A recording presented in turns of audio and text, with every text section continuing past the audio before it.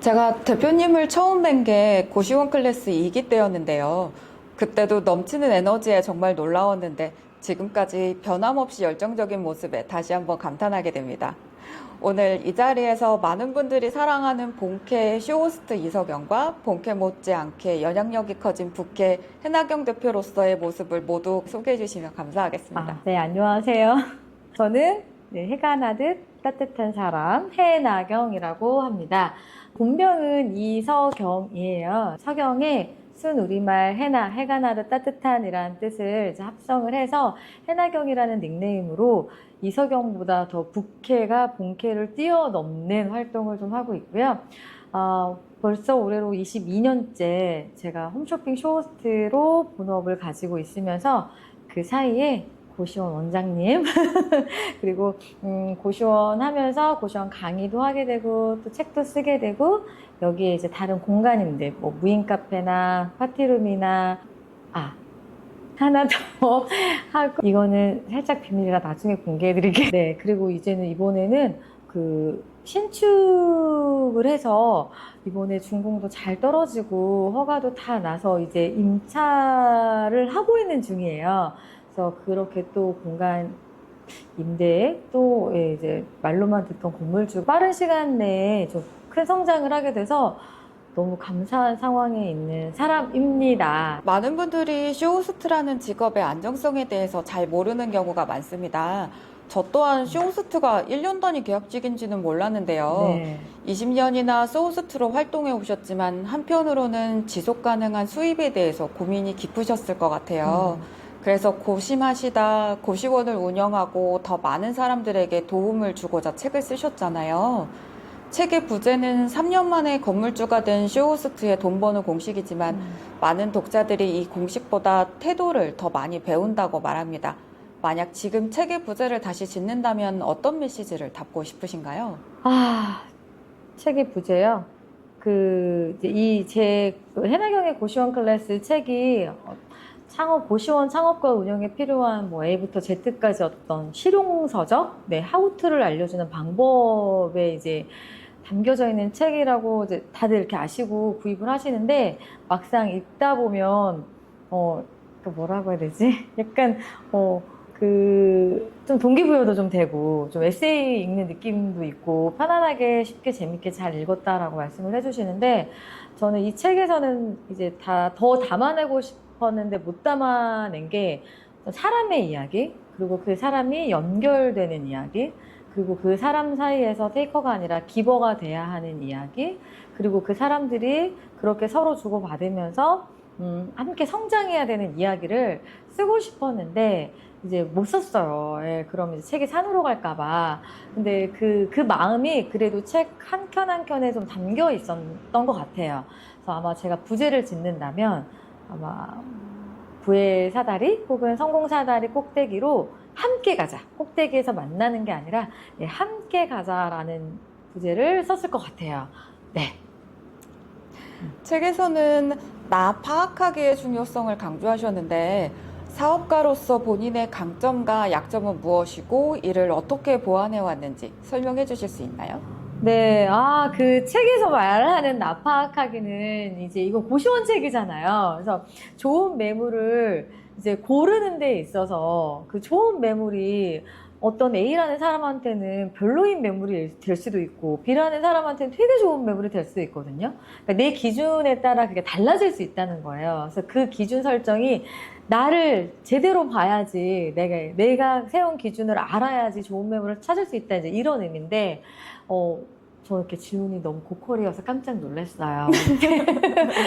우리 태희님이 정말 좋은 질문을 많이 준비해 주셨던데, 이제 그 나파하기에서 장점과 단점을 좀 이렇게 연결해서 말씀을 드리자면, 저는 제 장점은 사람의 좋은 점을 되게 잘 봐요. 네. 그리고 사람을 되게 좋아해요. 근데 그 단점은 뭐냐면, 그래서 너무 믿어요. 네. 그냥 막 믿어요. 그래서 이게 잘못하면 그 소위 이제 뒤통수 맞을 일이 생길 수도 있는 거고, 배신을 당할 수도 있는 거고, 아니면 제가 혼자 너무 기대치가 높아서 저 혼자 실망을 할 수 있는 그런 일들이 좀 약간 벌어질 수 있겠더라고요. 근데 대신에 너무 다행인 건 제 주변에 있는 좋은 분들이 제가 못 보는 것들을 같이 봐주시고, 제가 너무 이렇게 물렁물렁하게 하면 좀 쫀쫀하게 갈 수 있도록 도움을 많이 주고 계세요. 그래서 제 장점이자 단점이 그런 부분인 것 같아요. 근데 요거를 더 장점화해서 살리고 싶어요. 네, 그래서 저는 어쨌든 사업도 그 모든 관계도 사람이 먼저고 전부이기 때문에 이 점이 되게 중요하다고 생각을 합니다. 책을 통해 성공한 독자들이 생겨나면서 이제는 해나경이라는 이름의 하나의 고시원 원장 품질 보증망처럼 되어가고 있습니다. 그래서 강의를 들은 원장님이 아니어도 돕고 싶어서 유해나경 멤버도 만드신 것 같은데 이에 대해 느끼는 책임감과 앞으로 이들에 대해 어떤 형태의 느슨한 연대를 만들어가고 싶으신지도 궁금합니다. 처음에는 강의를 하게 되면서 그때는 어떻게 보면 제 두 번째 파이프라인, 강의 수익, 이런 게 처음엔 목적이었던 것 같아요. 근데 연기 1기, 2기, 지금 14기까지 진행을 하고 있는 상황에서 제가 거의 200분 가까이 지금 모이고 있거든요.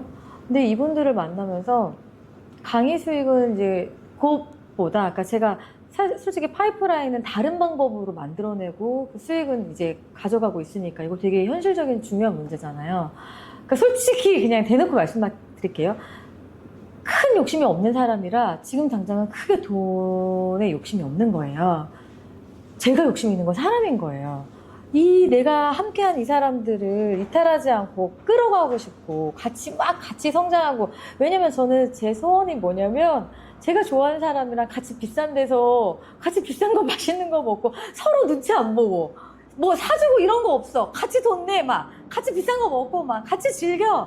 그래도 같이 부자 돼야 되고, 저 이게 진짜 중요하거든요. 내 사람, 내 수강생들이 같이 잘 돼야 된다. 그래서 저는 궁극적으로 커뮤니티를 잘 공부하고 배워서 이제 함께 할 수 있는, 그러면 이 커뮤니티를 만들려면 어떤 우리가 함께 모이는 플랫폼이 있어야겠더라고요. 그래서 이런 거를 지금 제가 만들어가고 있는 중인데, 이걸 만든 이유가 맞아요. 유해나경 패밀리처럼 제 강의를 듣지 못하는데 저와 함께 하고 싶으신 분들, 그리고 계속 해나경 패밀리가 되고 싶어서 기다리고 계시는데 이제 선착순으로 워낙 계속 밀리고 안 되다 보니까 막 기다리시는 분들, 그분들도 플랫폼이 생기면 이렇게 다른 방향으로라도 이렇게 해서 같이 뭐 독서 모임이라도 할 수 있고 다른 사업으로도 만날 수 있고 뭐 고시원도 어떻게든 끝까지 도와드릴 수 있으니까, 그렇게 해서 그 느슨하면서 좀 편안하게 소속감을 가지고 같이 그냥 웃고 울고 김밥 먹고 막 샌드위치 먹고 또 때로는 뷔페도 먹으면서 함께 할 수 있는 걸 계획하고 있어요. 그래서 저는 이 질문이 너무 좋았어요. 네, 너무 좋았어요. 고마워요. 어떤 독자 후기에서 이 책은 고시원 창업 설명서가 아니라 인생의 파이프라인을 구축하는 심리학 책 같다라는 평을 보았습니다. 이 말에 동의하시나요? 근데 너무 좋은 말이잖아요. 어디서 보셨어요? 저희 출처 좀 가르쳐 주세요. 너무 감사해서. 근데 저도 블로그에 제 책 후기 써주신 분들 보면 이렇게 표현해 주신 분들이 계시거든요. 창업 서적이잖아요. 창업 서적인데 그 심리라는 단어가 나올 정도로 너무 좋은 평을 내주셔서 감사하고요. 이 심리적인 것도 내가 누군가를 만나서 그저 같이 안정하고 나누고 인생에서 돈도 벌고 사람도 만나고 뭔가 내 정체성도 만들어가고 뭔가 이런 가치관도 만들어가는, 네, 제 입으로 말씀드리기 부끄럽지만 네, 전 너무 감사하고 동의하고 싶죠. 책에서 강조하신 사람 중심 운영 철학이 현실에서는 가장 큰 딜레마를 안겨주기도 했을 것 같습니다.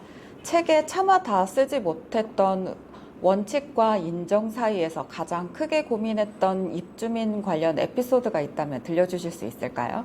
사실은 저희 이제 입실자, 고시원 입실자 분이잖아요. 그러니까 해나경이 사람이 중요해, 막 이런 좋은 결을 하는데 사실 현실에서 막 돈 안 내고 뭐 시끄럽게 하고 나를 골치 아프게 힘들게 하는 사람들을 어떻게 대처하느냐.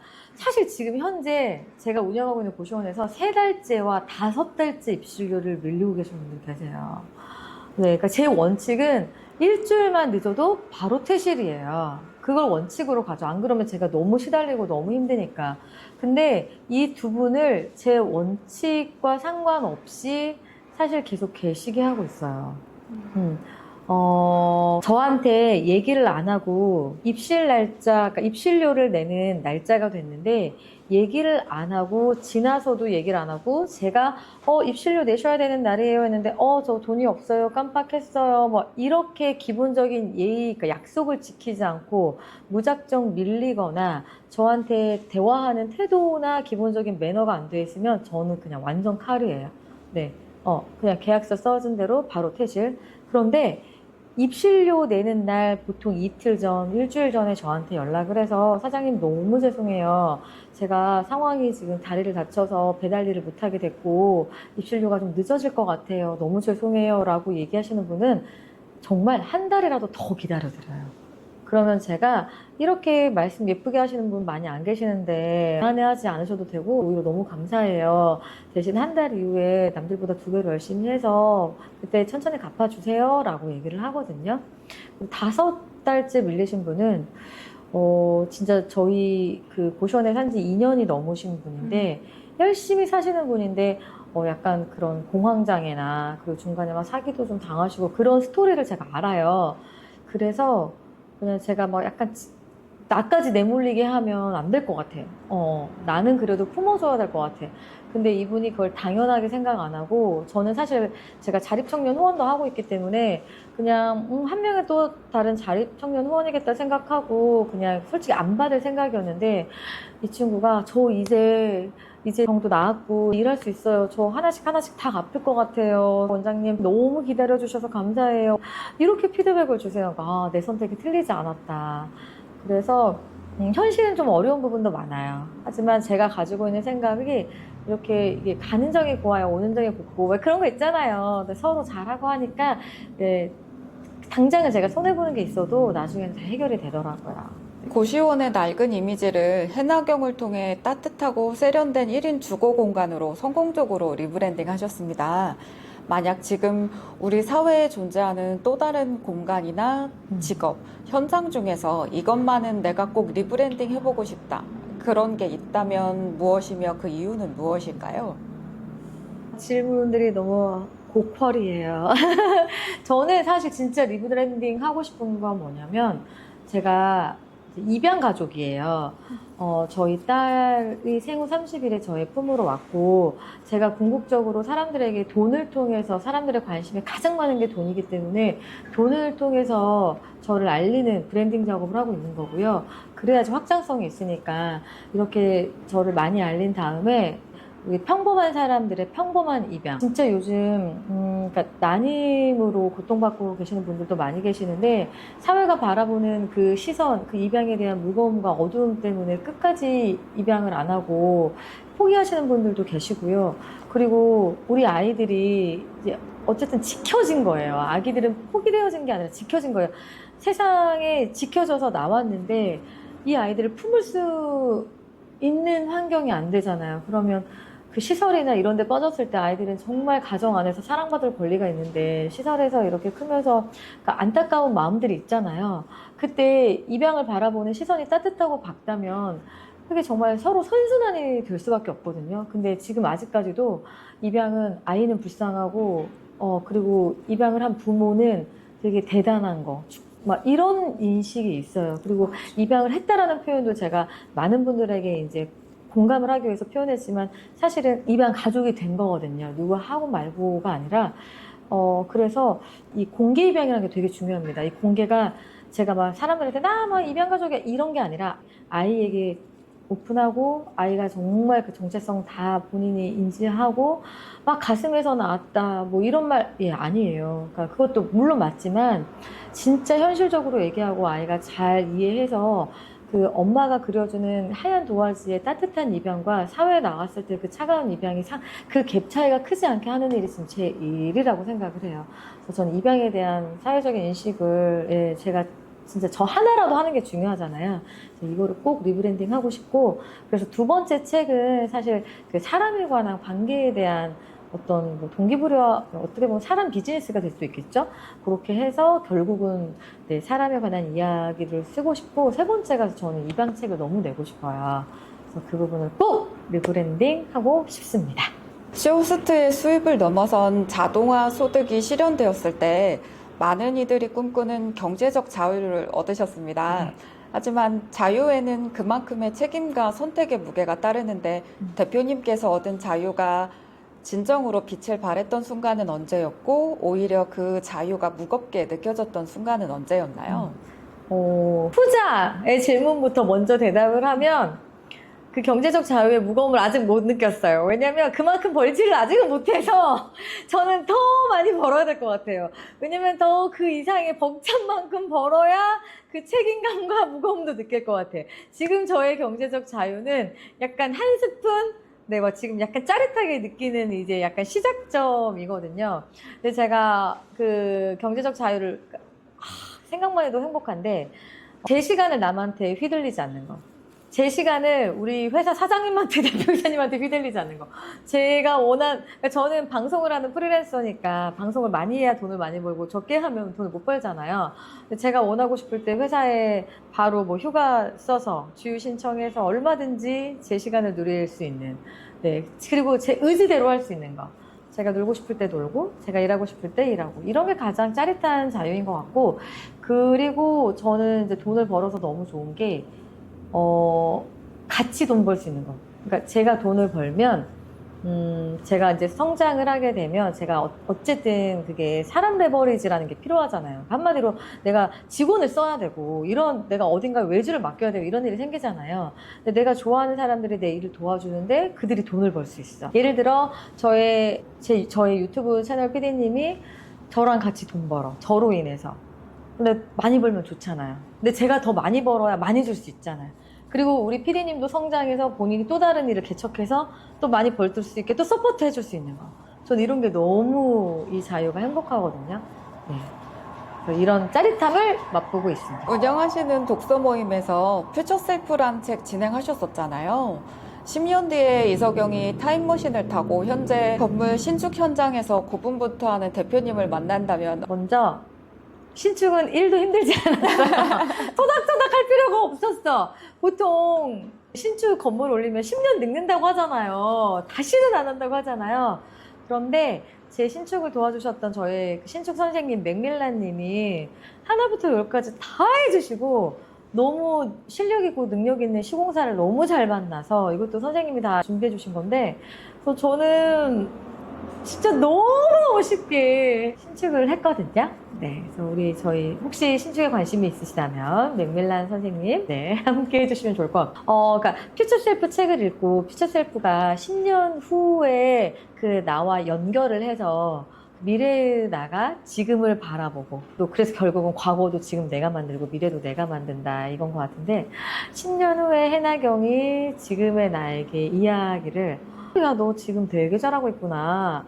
너 후회하는 삶은 살지 않겠다. 너가 갑자기 교통사고가 나서 네 생을 마감하게 됐을 때, 난 후회 없이 잘 살았다라고 얘기할 수 있을 것 같다. 하지만 교통사고 나지 말고 120세까지 무병장수해서 잘 살아라. 우리 잘 살자. 네, 이런 얘기를 할 것 같습니다. 네. 돈 많이 벌어서 오래 잘 살아야지. 시대가 바뀌고 있으니까 다 누려야 돼. 쇼호스트 시절에는 분 단위로 실적이 나오는 치열한 단기전을, 꼬마 건물 신축에는 1년이 걸리는 장기전을 치르셨는데 이 두 가지의 시간 감각을 모두 경험한 지금 성공과 실패를 바라보는 대표님만의 기준점이나 정의가 어떻게 달라지었는지 궁금합니다. 제가 아무래도 여러 가지 일을 하고 있으니까 일을 바라보는 게 빠른 속도도 있고 그 짧은 속도도 있고, 그러니까 다양한 일을 해본 상황이잖아요. 근데 이 안에서 얻은 성공과 실패, 그러니까 저는 그런 것 같아요. 성공을 하려면 일단 운이 따라줘야 돼요. 근데 그 운이 제가 방금 말씀드린 맥밀란님을 만나는 운, 혹은 이렇게 우리 수리님 만나는, 뭔가 성공을 하려면 운이 좀 따라줘야 되는데 그 운은 뻔한 얘기죠. 그러니까 기회는 뭐 준비된 자에게 찾아온다, 이런 얘기 하잖아요. 진짜 맞는 건데요. 그거를 조금 더 디테일하게 말씀드리면 내가 일단 되게 좋은 기운이 있어야 돼. 부정적인 기운이 아니라 정말 즐겁고 행복한 좋은 기운으로 내 주변에 좋은 사람을 이끌게 만들고, 그리고 매일매일 움직이는 그 루틴들이 함께 맞물려야 되는 것 같아요. 내가 뭔가를 하고 싶을 때 영어를 잘하고 싶어? 매일매일 한 문장 외워주고 읽어주는 루틴이 있어야 되고, 내가 막 경제 쪽으로 부동산 성공하고 싶어? 매일매일 경제신문을 읽고 어쨌든 하나라도 더 알아가고, 그리고 주에 한 번이라도 정기적으로 독서 모임, 경제 모임 나가서 공부하고 사람 만나고. 근데 내가 좋은 기운 가지고. 근데 이것들이 딱 만나서 그 꾸준함과 좋은 기운, 긍정적인 마음, 베풀려는 마음이 있으면 전 무조건 성공한다고 보고요. 그리고 실패도 제가 최선을 다해서 실패를 피해가는 게 좋다라고 생각을 했지만, 이제 바로 직전에 사업을 한다는 것이라는 레이 크록의 그 책을 읽으면서 느낀 게, 실패는 무조건 따라와 줘야 되는 거다. 그러니까 실패로 상처가 확 나야 새살이 확 돋고, 게으른 고통을 선택하면서 그걸 더 즐기면서 성장하는 게 무조건 더 큰 성공을 위해서 실패는 필요하다. 그러니까 소소한 성공을 하려면 실패가 없어도 되지만, 진짜 큰 성공을 하려면 실패는 무조건 따라와 줘야 되는 거고, 그 실패를 내가 헤쳐나가는 힘을 키우는 게 진짜 중요하다. 네, 그렇게 말씀드리고 싶습니다. 수많은 유튜브 댓글이나 강의, 독서 후기 중에 내가 이 일 하기를 정말 잘했다, 이렇게 느끼게 해준 가장 기억에 남는 한 문장이 있다면 무엇인가요? 진짜 감사하게도 막 벅찰 만큼 좋은 막 댓글을 남겨주시는 분들이 정말 많이 계세요. 특히 이제 블로그에 비밀 댓글로 이렇게 자기 얘기를 막 꺼내면서 하시는 분들이 많이 계시는데, 저는 제일 그래도 감사했던 게, 저 해나경님처럼 살고 싶고 해나경님 그대로 하는 대로 따라갈래요. 근데 이게 막 진짜 벅차면서 엄청난 책임감이 느껴지는 이 댓글인데, 제가 누군가의 롤모델이 되고 막 멘토가 돼줄 수 있고 좋은 어떻게 보면 그 비전이나 이런 게 될 수 있다는 게 감히 상상이나 해. 어떻게 이걸 할 수 있겠어요. 근데 이런 말을 해주시는 게 너무 감사하잖아요. 근데 그분들에게 실망을 안겨드리지 않으려면 또 꾸준히 저를 채찍질해서 계속 더 나은 모습을 보여드려야 되잖아요. 그러니까 그 댓글이 좋다 이러고 이게 끝나는 게 아니라 저를 움직이게 하는 댓글, 더 나은 사람이 되게 만드는 댓글이어서 저한테 확 닿는 것 같아요. 늘 가슴에 품고 있습니다. 쇼호스트에서 시작해 고시원, 책, 유튜브, 건물 신축까지 대표님의 여정은 안전지대를 계속 벗어나는 과정이었습니다. 스스로를 의도적으로 낯선 환경에 밀어넣는 특별한 이유가 있으신지, 그리고 다음으로 도전하고 싶은 완전히 새로운 미지의 영역이 있다면 무엇인지 궁금합니다. 특별한 이유가 두 가지가 있어요. 첫 번째는 뭐냐면, 진짜 이거 제가 모든 게 다 사람이라고 했잖아요. 돈 버는 사람들이 옆에 있어요. 내가 너무 주변에 좋은 사람이 많은데 그 돈 기운 흐르는 사람들 있죠. 저 참고로 교회 다녀요. 그 돈 기운을 들고 다니는 사람들이 있어요. 근데 어떻게 그들에게 도움이 될까? 어떻게 그들을 도와줄까? 기뻐 마음으로 그들을 대하면 그분들이 돈길을 저한테 열어줘요. 모든 게 다 그랬어요. 모든 게. 그렇게 해서 제가 여기까지 왔고, 그 특별한 이유는 좋은 사람들이 있기 때문에. 돈 기운 좋은 사람들. 근데 결국 그 사람도 제가 아까 말씀드렸죠? 내가 좋은 기운을 가지고 그 루틴을 가지고 움직이면 다 만난다니까요. 그리고 두 번째 특별한 이유는, 이거는 제가 좀 진지하게 생각해야 될 건데, 병원을 가야 될지도 몰라요. 지금 심리치료를, 정신과 치료를 받으러. 정신과 치료 나쁜 게 절대 아니니까. 더 건강해지기 위함이니까. 도파민이 너무 나와요. 새로운 거, 돈 버는 거 얘기를 나오면, 진짜 도파민이 터져서, 흥분이 돼가지고 가만히 있지를 못해. 뭐 해야 돼. 그러니까 이제 예를 들어 파티룸을 해야 된다. 그러면 파티룸 동영상 유튜브 다 찾아봐야 되고, 피터팬, 이런데, 모든 인터넷 사이트, 매물 사이트 다 뒤져야 되고, 도파민이 터져요. 잠을 못 자요. 근데 제가 결정적으로 성격이 엄청 급해요.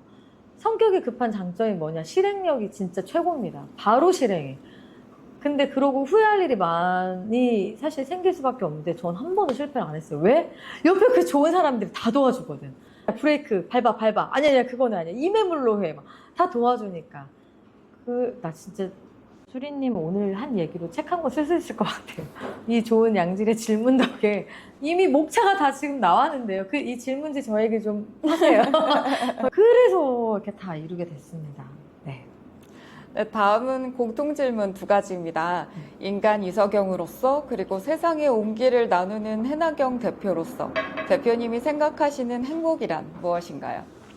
제 행복은 되게 사소합니다. 그냥 제 행복은 불행하지 않은 게 행복이에요. 지금 이 평범한 게 너무 행복인 거예요. 막 대단하게 막 돈이 많고 막 크루즈 타고 간다고 행복하나요? 막 그래서 원베일리 산다고 행복하나요? 물론 행복할 수 있죠. 그냥 무탈하고 내가 좋아하는 사람하고 조금 더 맛있는 거 먹고 고민 없는 게 행복이에요. 근데 그러려면 건강하셔야 되고요. 저는 앞으로 건강으로 돈 많이 쓸 예정이에요. 제 건강, 우리 가족의 건강. 그래서 좋은 사람들하고 이게 막 무탈하게 이렇게 잘 사는 거. 근데 이왕이면 어쩔 수 없이 세상에 태어났는데 진짜 어쩔 수 없이 가난이나 이런 막 사회적인 불평등 이런 거에 놓여져 있는 친구들이 또 있잖아요.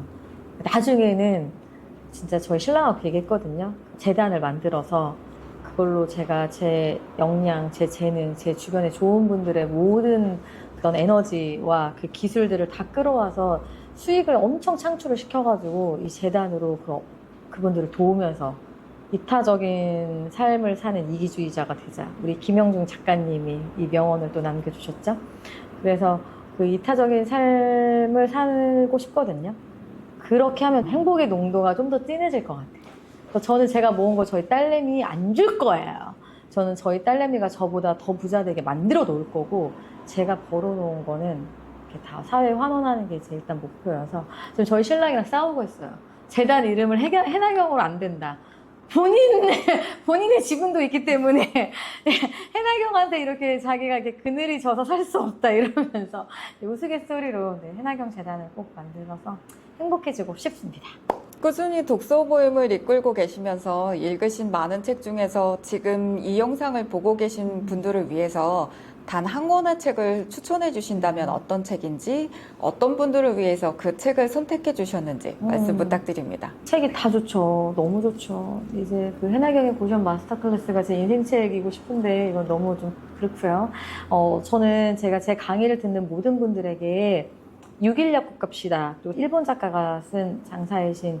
그래도 저를 더 울림을 준 책은 김성호 회장님의 6일 약국 갑시다인데 굉장히 아주 오래 전에부터 읽었고 읽을수록 막 가슴이 뜨거워지는 게 있어요. 근데 이거는 모든 비즈니스에서 모든 사업에서 필요한 마인드셋을 가질 수 있게 마음가짐을 가질 수 있게 해주는 책이라서 제가 너무 많이 얘기하면 재미없으니까 그 택시를 타면 손님이 기사님한테 기사님 6일 약국 갑시다. 이래서 6일 약국 갑시다라는 책 제목이 나온 거거든요. 그 아주 작은 4.5평 맞죠? 그 아주 작은 그 약국이 그 동네의 랜드마크가 돼요. 그러니까 그 작가의 그 서비스, 그 마인드, 그게 정말 어떻게 크게 성공하게 되는지 가장 중요한 그 가르침이 있는 책이어서 꼭 읽어보셨으면 좋겠습니다. 오늘 귀한 시간 내주셔서 감사합니다. 대표님의 이야기를 통해서 도전과 성장에 대한 새로운 영감을 얻을 수 있었는데요. 앞으로도 대표님의 멋진 행보 늘 응원하고요. 앞으로도 함께해요. 고맙습니다. 우리 수리님 채널도 많은 사랑 부탁드려요.